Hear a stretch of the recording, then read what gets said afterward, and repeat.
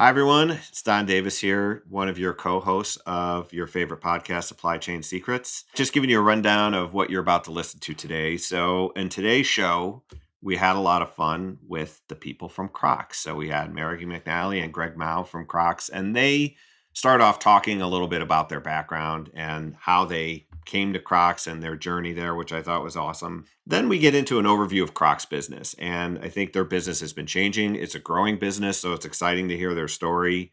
We started to talk a little bit about their points, their pain points in the supply chain, and what would be the biggest area of need for them in terms of logistics. Then we started to talk more about lessons learned from the disruption, what kinds of things that happened last year can they apply to 2022, how their jobs have changed with COVID, with supply chain issues, the impact on their work, and are there new skills that they had to learn in order to manage that?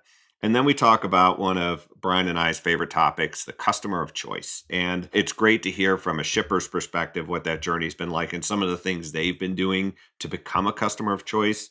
So if it's something you've heard Bryan and I talk about and you're interested to hear somebody's perspective, definitely give that a listen. And then we ask, is there anything that they wanted to share from their perspective? And is there anything that they would want to tell our listening audience, which I thought was great? And then finally, we end the show where we allow our guests to play podcaster and they ask Bryan and I all the tough questions. And I thought we did a pretty good job answering them on the show. So I thought it was a great show. I think you're really going to like it. Again, give us feedback. Love to hear from you, but give this one a listen. I think you'll like it a lot. So enjoy the show. You are now listening to the Supply Chain Secrets Podcast with Bryan Most and Don Davis. Hi, everyone. I'm Bryan Most, SVP of Retail Strategy at NYSHEX and former VP of Supply Chain at Walmart. And I'm Don Davis. I'm the Senior Vice President of Carrier Strategy here at NYSHEX and former executive of Hapag-Lloyd and CMA CGM. And we're back again with our podcast, Supply Chain Secrets. I hope everybody's doing well out there. Hopefully you're staying healthy and safe. Don, my friend, how are you today? Doing just great. It's been fun. We've been producing regular content now since we kicked off 2022. So that's been a lot of fun and really looking forward to the show today. No doubt, no doubt. And again, huge thanks to our listeners who continue to download the podcast, provide feedback, provide support for the show. And I, like you, just really received some awesome feedback on our first couple of guests this new year. Dr. Lee Kinberg from Maersk just did an awesome job of breaking down environmental sustainability for us and how shippers and carriers can work together to do some pretty cool stuff. And then Mark Ciccone from JOC provided his thoughts on what to expect in 2022 and kind of gave a preview of TPM 22. And so really great couple of shows to start. But we have been getting some regular requests for a BCO shipper point of view. And I'm happy to tell you that we have not but one, but two guests on the show today from the iconic brand at Crocs. So first up is Mary Mcnelly. Mary is the Senior Director for Global Logistics and Supply Chain Network Design. Her global team orchestrates the execution over 100 million pairs of Crocs, which is over 20,000 TEUs, across more than 30 port pairs to over 16 destination countries. And while results and data drive decisions, Mary's approach to supply chain evolution is a holistic one, with partnership development and team building at the center. Next, I want to introduce you to Greg Mau, who is the Senior Manager of Global Logistics. In his current role, Greg's responsible for identifying supply chain optimization opportunities and related partners. He negotiates and implements carrier contracts across all transportation modes and manages carrier relationships for the Crocs global supply chain. Greg has more than 30 years of industry experience, including a 31-year career at UPS. Mary and Greg, welcome to the show. How are you today? Doing great. Great. Thank you for having us. Awesome. Well, one of the things we love to just start off with is people love hearing about our guest journeys and their career in supply chain and how they got to where they are. And, Crocs is just such a cool company. We can't wait to hear more about the company as well and what it's like to work there. But maybe, Greg, you start first and just tell us about your journey and how you got to where you are with Crocs today. Absolutely. Good morning again, Bryan. So as you mentioned in my intro, 31 years at UPS, traveled to many parts of the world and was fortunate enough to land in the great state of Colorado back in 2002. During my tenure at UPS, I was primarily in sales management, sales strategy, etc. The last 7 years, I was a managing director for enterprise account sales at UPS, focusing on retail and consumer goods. And one of my customers was Crocs. So, as I was nearing the last days of my UPS career, actually about 4 or 5 years out, I was thinking, boy, wouldn't it be great to go on to the other side of the table and be a shipper, a customer of companies like UPS and others? That led me to just having a conversation with Mary over a beer one day, and she had a job opening. I said, you know what? I'm ready. Let's do this. And the rest is history. I've had the opportunity to grow at Crocs and enjoy my time there. Completely different company than, of course, my 31 years at UPS. Fast growing, collaborative, great opportunities for growth, and not only for the company, but for myself. So I've learned a lot in the last 3 years coming alongside Mary. By the way, she was a team of one back then, at least on the state side. So I was glad to come alongside her and just really enjoyed the ride so far. That's so awesome. And again, you must have done a decent job as a supplier, right? Otherwise, you would have never gotten hired by one of your customers. I was lucky enough to have her say yes. So there you go. Well, that's awesome. Well, Mary, I'm sure you're glad to have Greg, and we'd love to hear a bit more about your journey. Yeah, I'm incredibly lucky to have Greg on my team, and it's been amazing to come to the table with insights of his background and come on the other side of the fence and give perspectives on our world. So super glad he's on our team. When I look at my career path, a lot of it's been at Crocs, candidly. I'm lapping year 13 of being at the company, and I actually started as a hourly customer service agent answering phone calls. So my career journey has been the honor of being able to grow at Crocs and to have great leaders and mentors throughout the year, and to have leadership take opportunities with me and take risks depending on how you look at it. And clearly I'm still here. So it's turned out well. So yeah, it's been an amazing journey for me professionally to grow with a company that is fun and that has been also growing as well.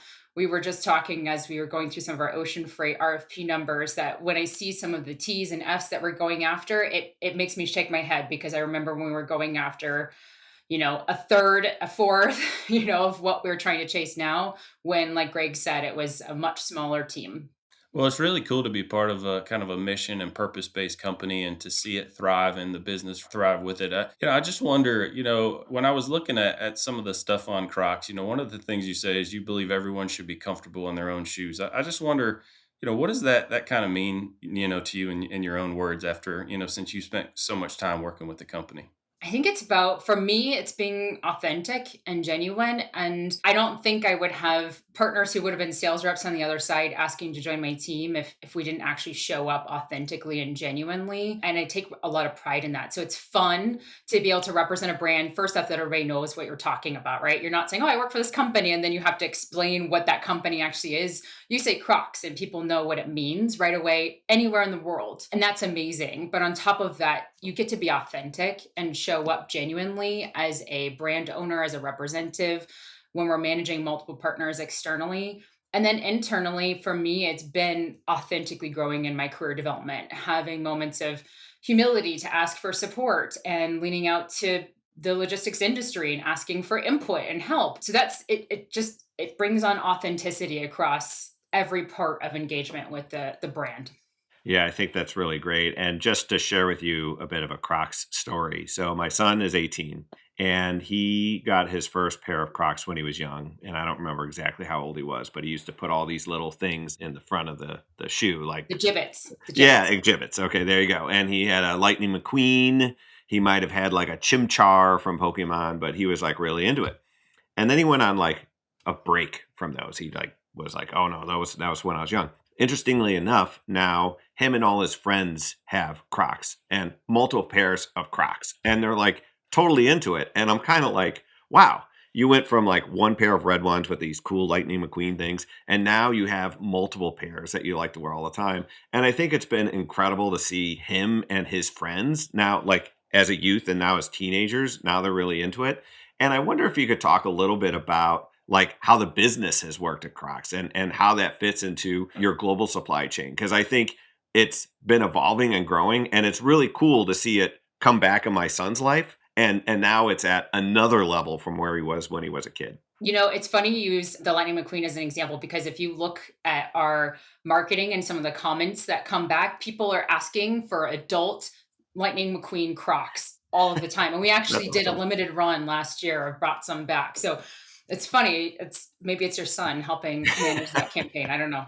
Yeah, Crocs. I mean, when we look big picture at Crocs as a company, it's been nothing but growth, which obviously stresses supply chain in the reality of the last few years that we've all lived through, right? So we actually gave some street guidance a couple of weeks ago, and that was that we would hit over 60% of revenue versus 2020 and 2021. And by the way, we still have more growth to go into 22. We've been really public at saying we want to hit 5 billion by 2026, and that's close to double where we are and where we've been. So it's no small feat to sit back and look at how do we make sure we execute this and maintain what we see as best in class operating margins at nearly about 30%.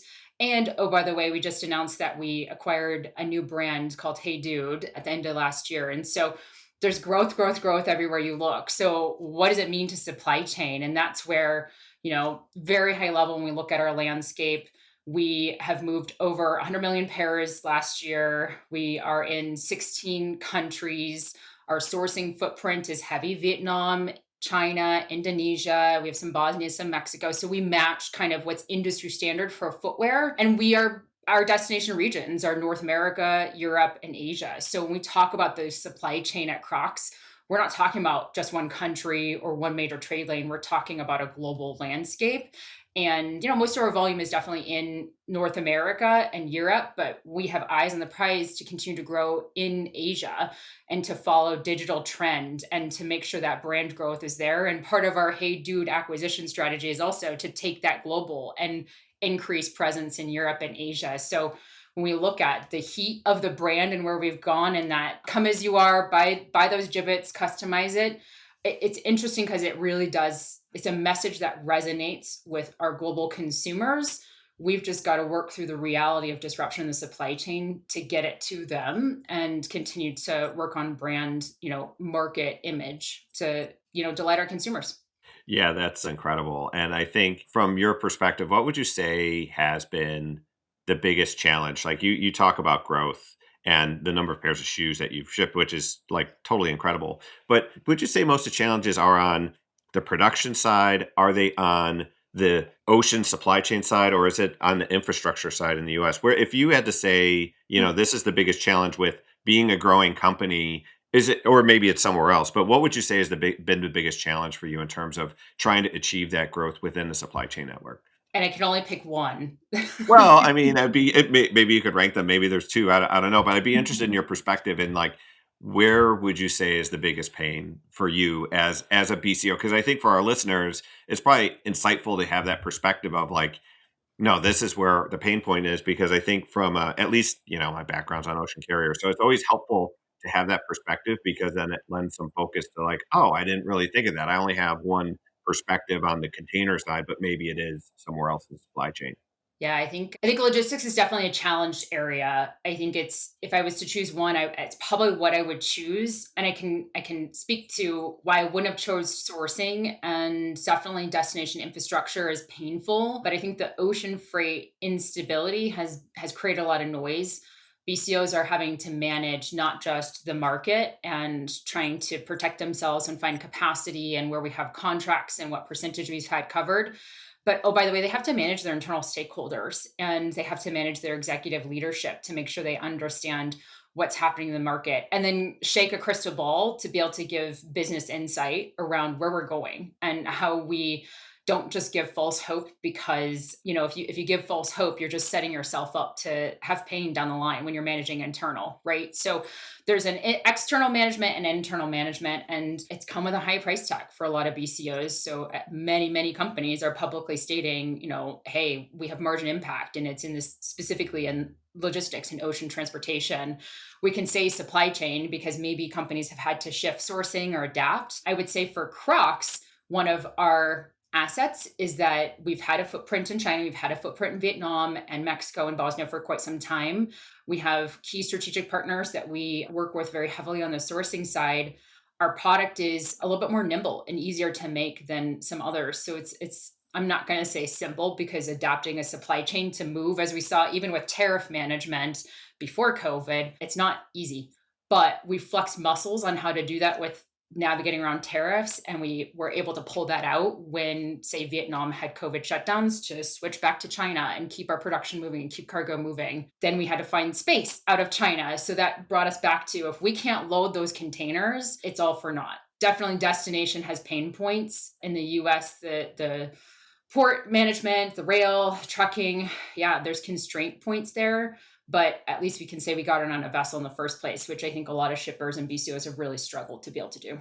So here's the cool thing about that, Mary, is as you said, so many companies, retailers now have their supply chain in the headlines, and that hasn't been the case for a long time. And unfortunately, a lot of them have been because of the challenges that the supply chains have had and the ripple effects that has had on the business and customers. But the cool thing is a lot of what you see coming out of Crocs is that your supply chain has actually been a competitive advantage for your company, and it's been nimble and it's adjusted, which is credit to you and Greg and the whole team. But part of our show is one, we like to educate and make people aware of trends and things happening. And if there are best practices to be shared that others can learn from, we certainly don't ask you to share any trade secrets. But I'd love, maybe Greg, for you to share, are there any lessons learned over the last, year to 2 years that you'd be willing to share that's allowed you to, again, turn your supply chain into a competitive advantage when there's been so much volatility out there?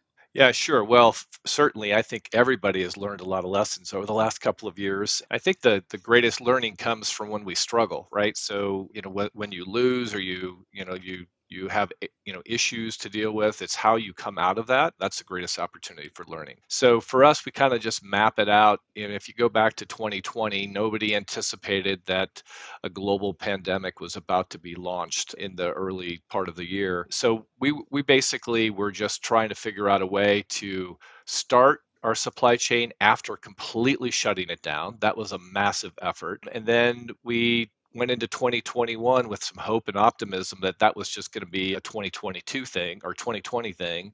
And in fact, it just kept going. So I think the greatest lesson learned for me personally is making sure that we're correctly aligned to our senior leadership.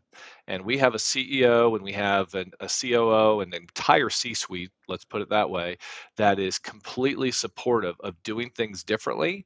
And that's what we ended up taking on as a challenge, as a task, as a supply chain team. Let's go do this differently. So when in 2021, as this thing continued to drag out, we went through what I'll call the 7 stages of grief.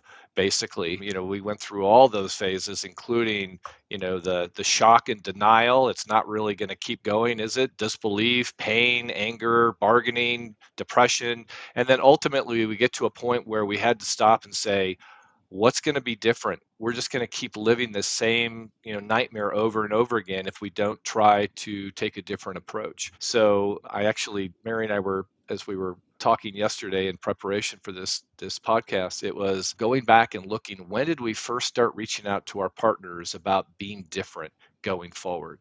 And it was August of last year. So in August, we started having very direct conversations with our direct partners as well as our NVOs about how do we do this differently, because we don't want to keep living the same nightmare over and over. And ultimately, we made a decision, and part of it kind of came from my background at UPS and looking at our customers when I was a salesperson, is we wanted customers who were engaged with us across the portfolio.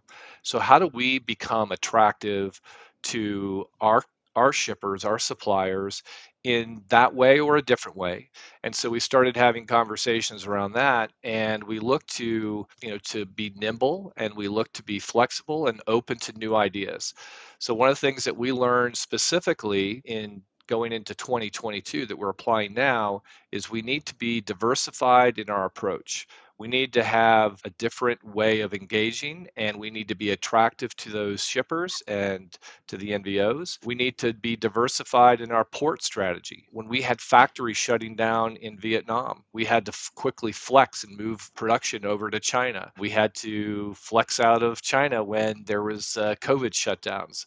So being nimble on the origin side as well as on the destination side, trying to figure out a way to diversify, because everybody knows that the nightmare we've been living on the ports here in the U.S. So how do we diversify ourselves there? And we've quickly taken on that task of trying to make sure we're nimble and we're diversified so we minimize our risk. The last thing I would add is that not only did we do that on the ocean side, but we also had to take a look at how do we keep goods flowing, and in some cases jump over the port congestion or the ocean congestion that we've been dealing with. And so we've launched in 2022 massive effort to air freight in goods, and that was announced to the street a while back, and actually was met with a lot of positive press from investors and such. They knew that we needed to keep our goods flowing so that when consumers went to buy, we had the goods in stock. So those are a couple of things we've done. But again, I think it all goes back to having the support of our executive management team. If you don't have that, if you're not connected and helping them understand the challenges of the supply chain, then you have an uphill battle. I mean, it's such great advice, Greg. Thanks for sharing that in detail for our listeners and others that are probably still going through some of the same challenges and wondering what to do next. And, Mary, obviously, Greg talked about executive support and leadership, but still it's not easy to embrace change and, get an organization to accept the fact that the way we've done things for a long time is not going to be the way we do things going forward. You talked about partnerships, but is there anything from your kind of your executive, engagement and looking at the broader supply chain with your new responsibilities around network optimization? Are there ways that you kind of package this in a way that executives who don't do this every day can understand and embrace what you're trying to do with your team? Yeah, I mean, I think it is education and stakeholder management. So being aware of where across the supply chain, you have the biggest pain points. I think I will say we're lucky to have, as Greg said, the executive team that we have who is in touch with supply chain and has been before this disruption. I think many executives, and especially companies that maybe just outsource the logistics to the procurement team, they didn't have SMEs in their company who actually understood the industry to be able to be offensive. And so, yeah, there are many brands that are still trying to pick up the pieces and figure out what's that strategy and how do you go forward. I think for that leadership management as well, it's not just picking up from the factory and delivering to locations. Like, it's not just the ocean freight space, because there's kind of ways to be able to support and manage through enabling a logistics solution, but you've got to look upstream. You've got to work with your factory partners to understand how they could maybe adjust things to enable stuff, sourcing changes, visibility changes. So all of these, though, come with, as you said, kind of executive leadership team having buy-in and understanding this disruption. And candidly, I feel like the first place is being the canary in the coal mine sometimes. I've definitely coached other BCOs through this of, don't always just say the thing that people want to hear, because it's not necessarily what you're going to be doing as a steward of the company. And that's one of the things I constantly have come back to is, what's the right thing to do as a steward of my brand and a steward of the company? It's leaning out to peers and hearing what they're doing all the time. So I think if there are BCOs out there listening who don't have a BCO network, first off, reach out to us on LinkedIn, because Greg and I are here, but build your network. That's one of the things I learned early on when I started taking on global transportation, is that having peers to be able to even quickly text and say, hey, I have a quick question, but also being able to do like a peer happy hour to say, what are you doing and how are you doing it? Because that also comes with, and hey, I have this problem with my leadership team where I'm really trying to explain X, Y, and Z, and I'm not getting it through. Are there other ways to approach it? Are there other solutions I'm not thinking of? Because we're all in the same kind of arenas trying to fight through things. And there is actually a vast network of support out there to figure out how to reframe and understand what matters to the senior leadership team. Fortunately, like you said, Bryan, leadership teams are starting to pay a lot more attention to specifically logistics. Money speaks, and I think there's a lot of pressure on the BCOs to try to find financial savings. And with doing that, you've also got to encamp that with the reality of the market and some of the hard messages that you have to bring across. So it's a tough time to be a BCO because kind of the impact of margin, the fact that there's cost that's not going away tomorrow here, and then defending just getting the right product to the right place for whatever your brand is, it's a lot to weigh on your shoulders. So managing that through creating a community and figuring out what other peers are doing and kind of workshopping is definitely one quiver that I've used quite often.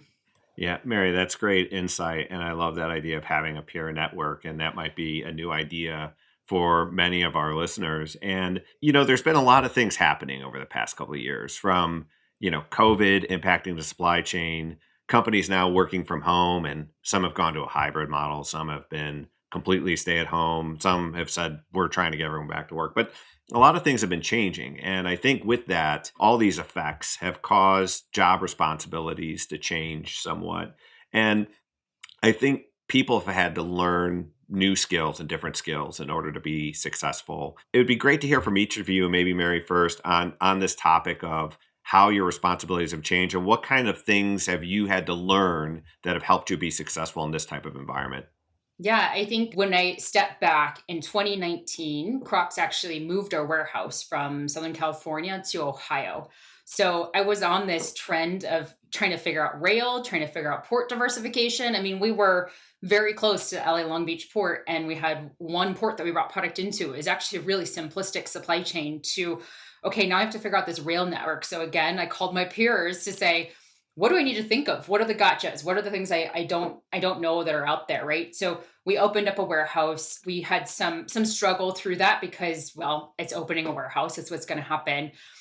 Right as we got to stable at the end of 2019, we walk into Q1 and that's when COVID rolled out and we're immediately unstable. And I think that's the foundation of, for me, that was a huge turning point in understanding the complexity of supply chain and that you just having humility that you don't know all the answers. And you really got to just take it one thing at a time, try to learn and grow through it.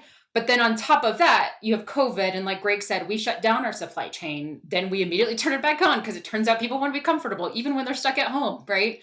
So we turned on our supply chain and then we had amazing growth in the back half of our year. That was a moment where that coupled with 21 have been nothing but growth. So for me, the trajectory has actually been since 2019 to now going from a strong individual contributor with just a few team members to actually being a leader and trying to make my path towards executive leadership. And so I've been lucky enough to have players like Greg on our team, continuing to let go of the thing like ocean freight, which has really been something I have grown personally and professionally with, and actually start to hand it over to a team of people and let them run and execute it. And knowing that there's not a playbook to hand them, right? Whatever worked in ocean freight before COVID, there's no playbook, which is actually a strategic advantage for our team because like Greg said, we can workshop. What are we going to do different? How do we show up differently? How do we be the shipper of choice and create those solutions? So it's been really fun. It's been very challenging. There's been vulnerable moments for me, but that's a huge part of my responsibilities is figuring out how to grow a team and enable people. And I also think, on top of that, we talked a lot about stakeholder management. Team management is the other piece that I've continued to reinforce, right? People and team members are at the heart of what enables success. And I feel like my story is a piece of that. Being able to attract good talent to your company, like Greg, that's a good example of that. And then to be able to keep people engaged and to avoid fatigue, despite the reality of what we've been living through, especially in the supply chain space, has been an area that I'm constantly kind of challenging myself and our leadership team and my team. Like, how do we continue to do this differently? Because, oh, by the way, we've still got another few years of this ahead of us. So how do we survive and continue to have energy and have attractiveness with our talents? So those are just a few areas for me that have been transformational in the last few years. Yeah, that's really great. And I think your point about focusing on people and the kind of fatigue that they go through, I think for some people, I've seen cases where, people have kids and they're in school and then the school's open. Oh no, the school's closed. Oh, Yep. I have to be at home. Now I'm kind of a teacher, not really a teacher. They have this computer I'm chasing around. And it's tough, right? We're trying to manage like, hey, I got to move my stuff. Oh, by the way, my 7-year-old is like trying to have a class here and he's, I don't know, playing YouTube or something, but it's tough. So I think that's really interesting. Greg, what has it been like for you over the past couple of years, and what would you say, what's top of mind for you as far as how things have changed and skills you've had to learn? Yeah, so I started in January of 19. So the time period that Mary mentioned when she really took over the logistics team and that moved to Ohio from Southern California, that's when I started. One of the first things that had to happen, in fact, is I had to sign an NDA about this big top secret move of shifting our distribution center. So when I came on, of course, I came from UPS and I had a very strong parcel background. My team sold all the different solutions across the UPS portfolio. So I had good understanding of other modes like ocean freight, air freight, LTL truckload, that type of thing. But my bread and butter was in the parcel spectrum. So that's what I focused on when I first started at Crocs, was helping really bring some analytics to what we were doing on the outbound side. And then I would support Mary and just, helping in communications with our ocean bidders during RFP time, but she ran it. So over time, fast forward into 2022, and as she said, somewhat begrudgingly, she's handing the keys over for the ocean side to me and to a new member of our team. And we're trying to run that independent and just bring her up and kind of give her executive updates on how things are going. So for me, I think the biggest thing was just realizing you don't know everything. You don't know what you don't know, I guess is probably the best way to put it. So I had a high level understanding of the ocean and the broader global supply chain, and I had to just come with some humility and say I don't know all this. Teach me, Mary. And so the great thing is she's a great teacher, and her network is extremely strong, which is fantastic. And it's been a real good learning experience for me to just make sure that I continued to grow in my own understanding of the supply chain and not just set in on the things that I had known for 30 years. I think that what Greg's not hitting on though is the parcel background has really complement the ocean background. And it's been actually really great because in the ocean space, it's so easy to just say, here's what we've always done. And those are the rules. Those are the rules. But the rules are not the rules anymore. And parcel, and I think many BCOs have to manage not just ocean, they manage many modes. And so BCOs are sitting here, and on one hand, we have a parcel world where it's perfectly normal to have 3-year contracts. Like that's nobody wants to change carriers and technology and integration and SOP for their warehouses every year. So you step back and you think, man, this is crazy we do this in an ocean environment, that you could literally change everything about your supply chain partner infrastructure because you found a better price down the street for $50. It just doesn't make sense. Well, those are the pre-COVID prices. But the point being that this concept of changing partners every single year because you just RFP, because you beat a partner over the head to get the best price possible, but then you pay the price of like a 2-month to 3-month hypercare of deploying it, changing partners, changing visibility, all of this. It's just crazy. And Parcel has had this incredibly standard process for many, many years. So it's been complementive to our strategy and to rethinking like how do we provide stability despite a world that is anything but stable. And there are times where Greg says, well, but in a parcel world, we do this. So how does that show up in the ocean freight space? And it's been very fruitful for our team.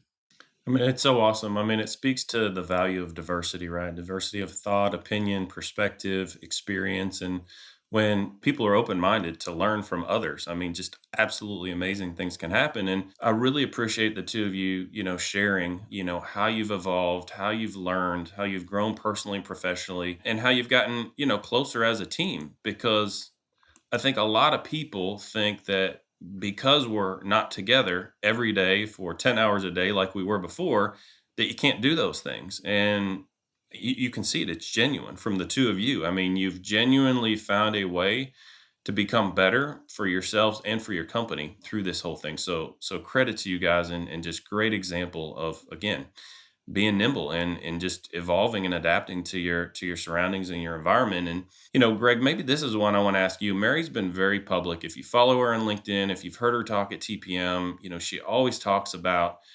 partnerships, and she talks about the importance of, Don, we say this a lot, right, being a customer of choice.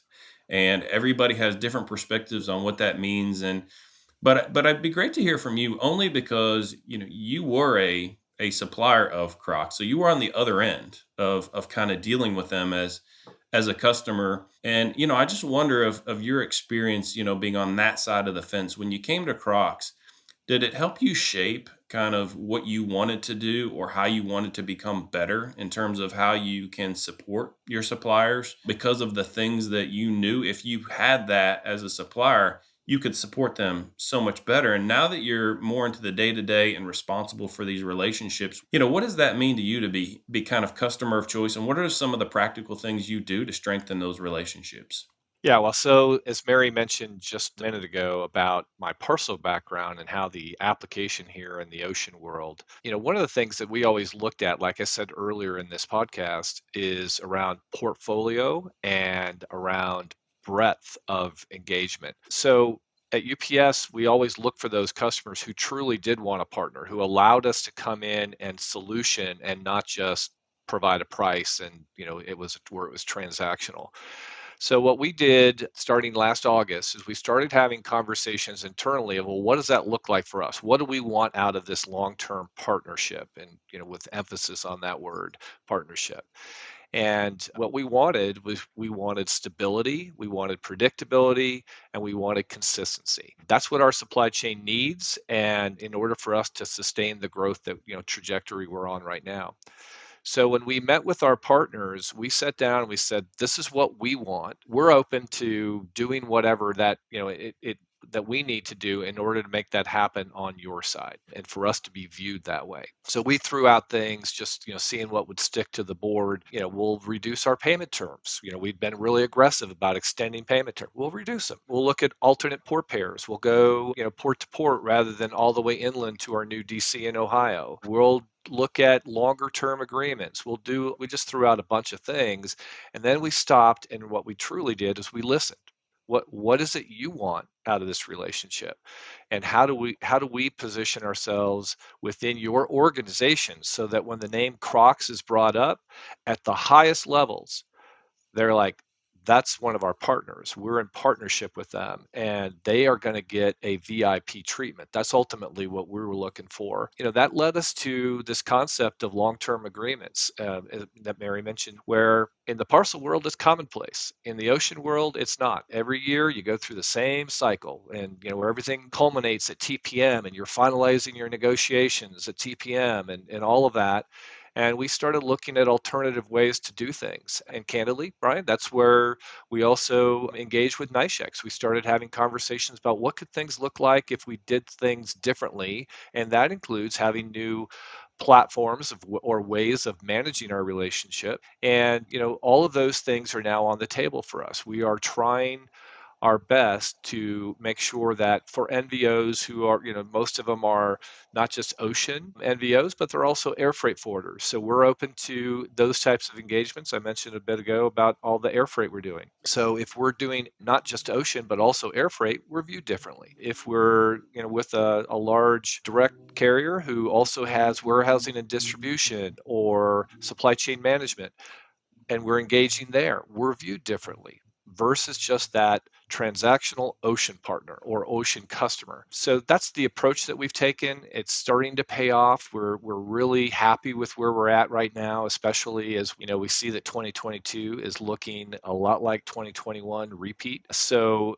that has really been our lessons learned. We just tried to do something different, and it seems like people were attracted to that. And we are hearing that our name is getting good press up the executive chain within our partnerships, especially on the direct and NVO side. Good for you. And I mean, again, it's intentional work. I mean, it takes work, it takes time, it takes effort to invest in that kind of an approach with your providers. But I think you're exactly right. I think that the benefits will be reaped, not only in the short term, but certainly in the long term. And anytime I've heard your name brought up in the industry, it's always been positive. So kudos to you guys. Yeah, and I think that's really awesome what you explained there, because as Bryan mentioned earlier, being a customer choice is something we've talked about, and to hear from you, it's been a real thing. And I think for our listeners, just making changes, and one thing you said about listening, I think is really important, is understanding what those stakeholders want.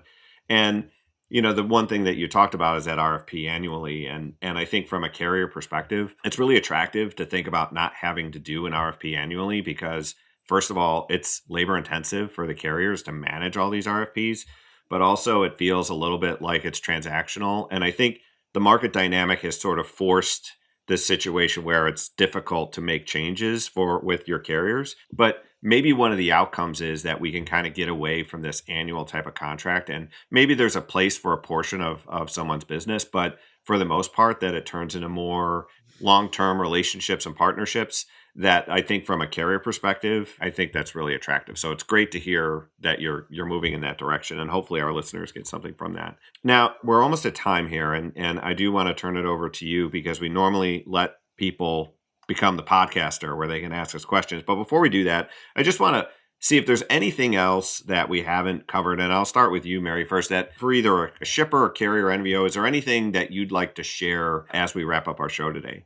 I think, it's similar to the point we just hit on a little bit, which is I have always believed, even before COVID, that ocean freight is seen as a commodity, but there's a way to make it more than that. And that's through collaboration and partnerships. And I do think we've seen that pay off in the last few years of navigating disruption.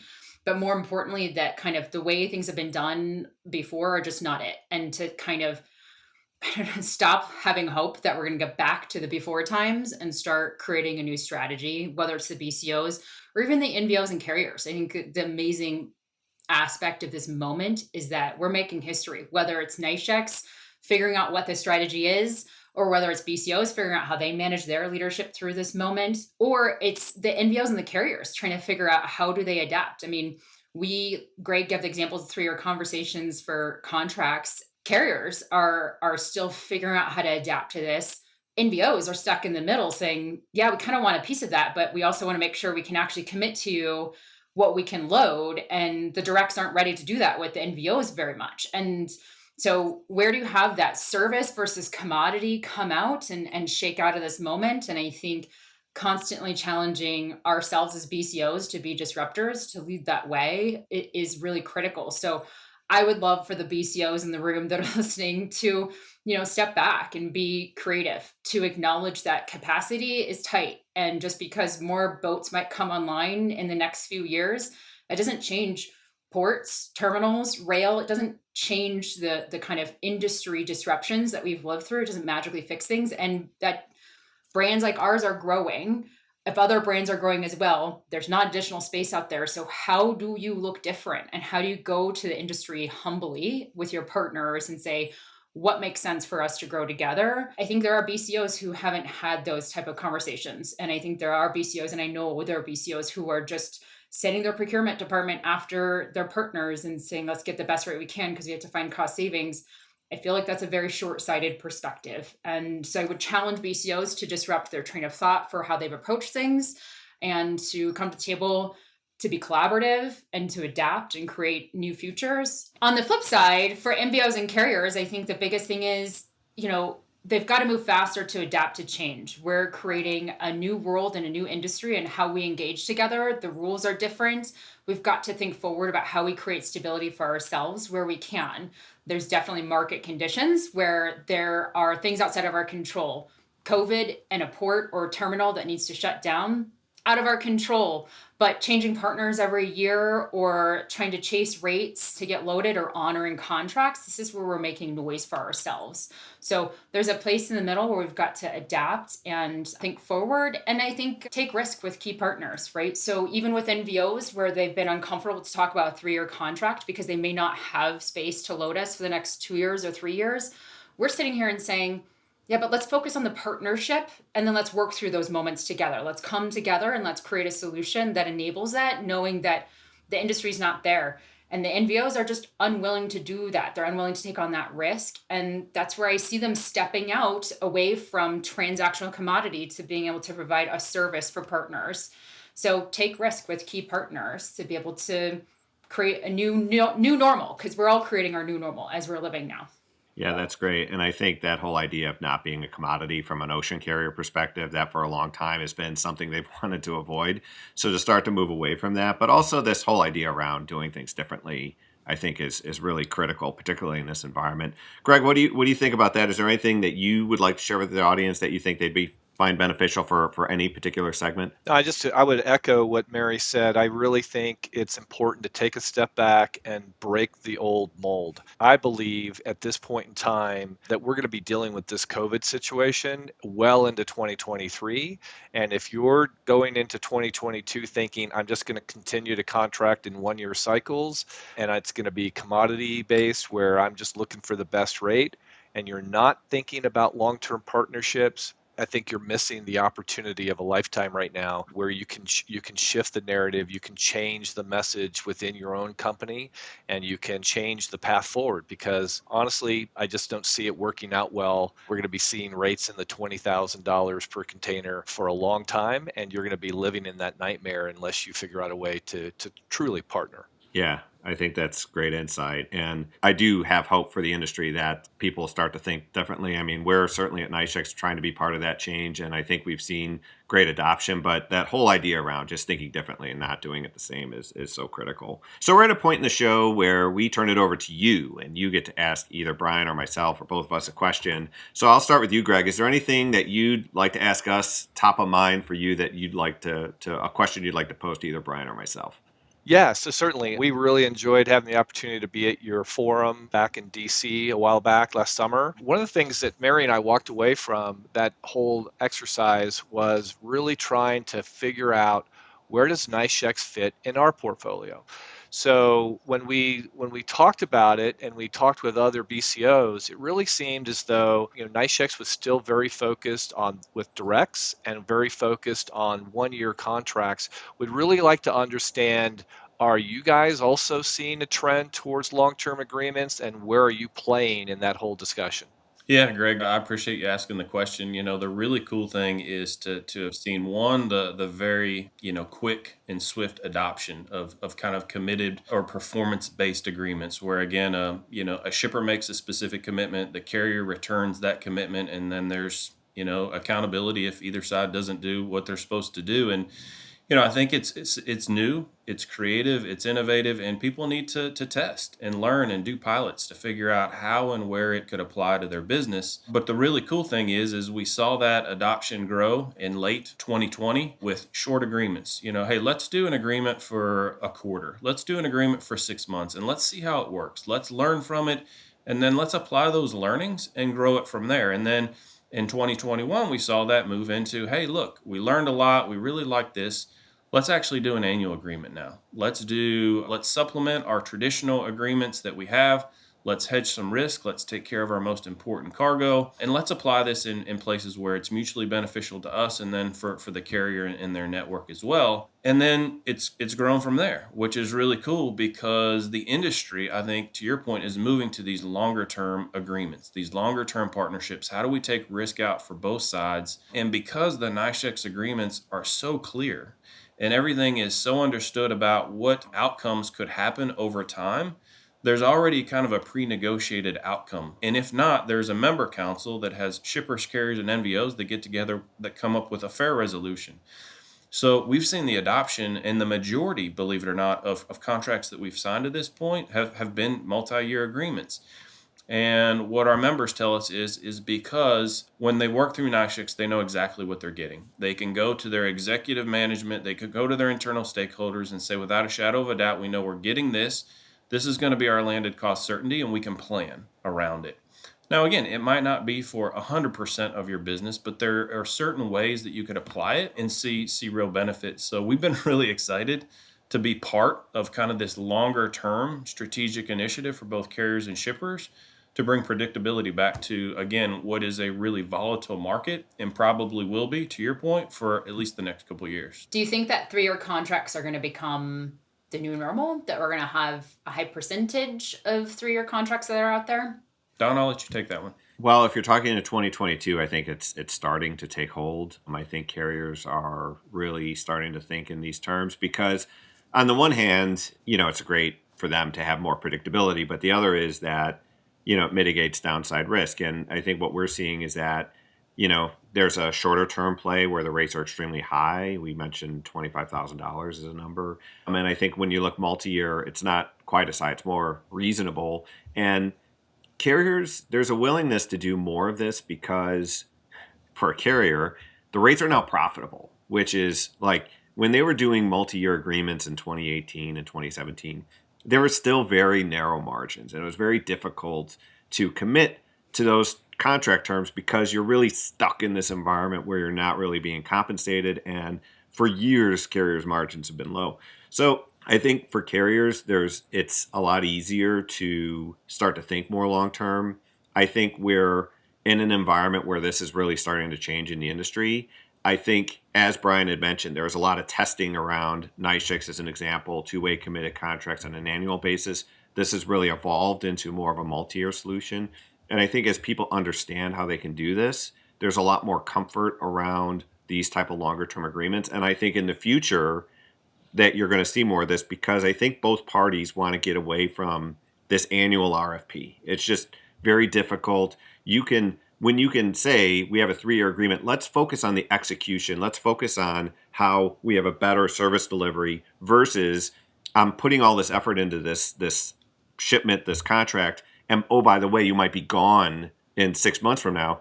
It just feels transactional. So I think the more we can move in that environment, it's better for the industry. Do you think ocean shipping will evolve away from commodity to being service, especially with the amount of cash flow? I get where we've been as an industry in terms of revenue for the ocean liners. That's obviously not the conversation now. So instead of where we've been, it's where we're going, right? Do you think that there's potential that it is more of a service industry than a commodity industry? I think there's no question that that's what the carriers want. I mean, I think Hapag-Lloyd is one that's been very, very clear that their quest is to be the number one for quality in 2023. I think that there is more emphasis from what I hear on the service delivery aspect. It's just the optics don't look great when the on-time performance is somewhere around 30%, 40%. It's a little hard to say, talk about those things of reliability, but those are not necessarily things that carriers are doing to cause this unreliable service. There's port congestion that we all know about. There's COVID outbreaks. There's different kinds of things happening. So I think there is a sentiment that carriers want to do that. It's just, how can they execute, and can they invest in things that help them deliver that service better than just, feeling transactional? So to answer your question, I think there is a place for that. I think there is an ambition.